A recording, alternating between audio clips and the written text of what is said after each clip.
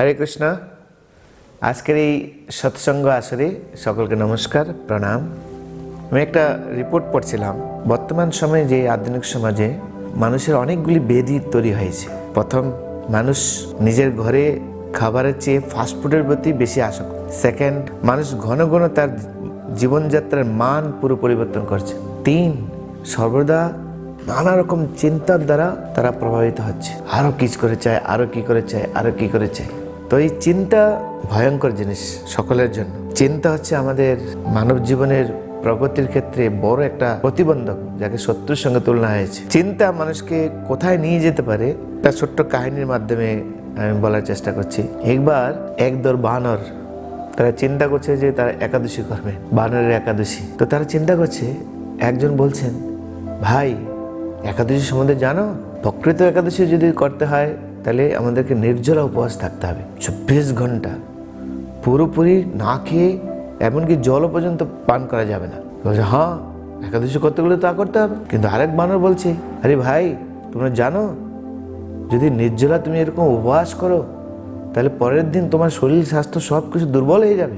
এখন যদি ভোগ মেটাতে হয়, খিদা মেটাতে হয়, তা গাছের মধ্যে চড়বে কি করে? তুমি চড়তেও না পারো, এরকম দুর্বল হয়ে যাবে শরীর। তো অন্য আরেক বাদর বলছে, হ্যাঁ এত দুর্বল হয়ে যাবে যদি আমরা গাছের মধ্যে না চড়তে পারি, তাহলে আজকে আমরা আগের থেকে বসে পড়ি গাছের মধ্যে। চলো আমরা গাছের মধ্যে গিয়ে বসে পড়ি। সবাইকে গাছের মধ্যে বসবে এরকম একটা চিন্তা, তো আগের থেকে গাছের মধ্যে বসা উচিত। তো আরেকবার বলছে, না না গাছের মধ্যে তো আমরা চড়বো, কিন্তু এত দুর্বল হয়ে যাবে, এত দুর্বল হয়ে যাবে যদি তুমি ফল না পারতে পারো। তাই চলো আমরা যেখানে যেখানে ফল আছে সেখানে গিয়ে ফলটাকে ধরে বসে থাকি। তা আরেকবার বলছে, আরে ভাই ফল তো ধরবে, তুমি এত দুর্বল হয়ে যাবে, ফলটাকে ছেড়ে তুমি মুখে পর্যন্ত দিতে পারবে না, এরকম দুর্বল হয়ে যাবে 24 ঘন্টা যদি না খাও। তাই কমপক্ষে মুখের মধ্যে আমাদের দিয়ে রাখা উচিত। আরেকবার বলছে, আচ্ছা মুখের মধ্যে দেবে, শরীর যদি এত দুর্বল হয়ে যায়, যদি না চাবাইতে পারি তাহলে কি হবে? তাহলে চাবিয়ে নরম করে রাখা উচিত। সবশেষ বাদর বলছে, যখন সব কিছুই যখন করবো, চাবাবো, তাহলে মুখের মধ্যে রাখবো, খেয়েই ফেলা উচিত। তো এই হচ্ছে বানরের একাদশী। দেখুন, একাদশী করবে, কিন্তু সেই একাদশী করলে কি হবে এইসব চিন্তা করতে করতে করতে করতে করতে করতে অবস্থা খারাপ এই জগতে। তাই আমরা দেখতে পাচ্ছি মানুষ কিভাবে নানা রকম রোগের দ্বারা তারা প্রভাবিত আছে। তার মূল কারণ আছে তাদের চিন্তা।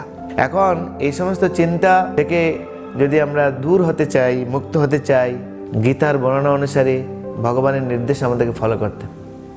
ভগবান বলছেন, মন্মনা বাবা মদ্ভক্ত মজ্জা জীবম নমস্কুরু মামে বৈশ্যত্রী শতং দেবতী জানবি প্রিয় সেমি। তোমার ভাবনা আমার ভাবনায় ভাবিত করো, আমার ভক্ত হও, আমাকে নমস্কার করো। 100% যদি আমরা ভগবানের চিন্তায়, আধ্যাত্ম চিন্তায় যদি আমাদের নিজেদেরকে আমরা সুন্দরভাবে পরিচালিত করি, তাহলে আমাদের সমস্ত জাগতিক চিন্তাগুলি দূর হয়ে যাবে। তখন আমরা সুন্দর এবং সুষ্ঠুভাবে আমরা নিজেকে তৈরি করতে পারবো। তো আসুন সকলে মিলে আমরা ভগবত চিন্তায় আমাদের জীবনকে পরিচালিত করি এবং এই ধরনের যে জাগতিক যে চিন্তা, সেখান থেকে আমরা নিজেকে মুক্ত করি। হরে কৃষ্ণ।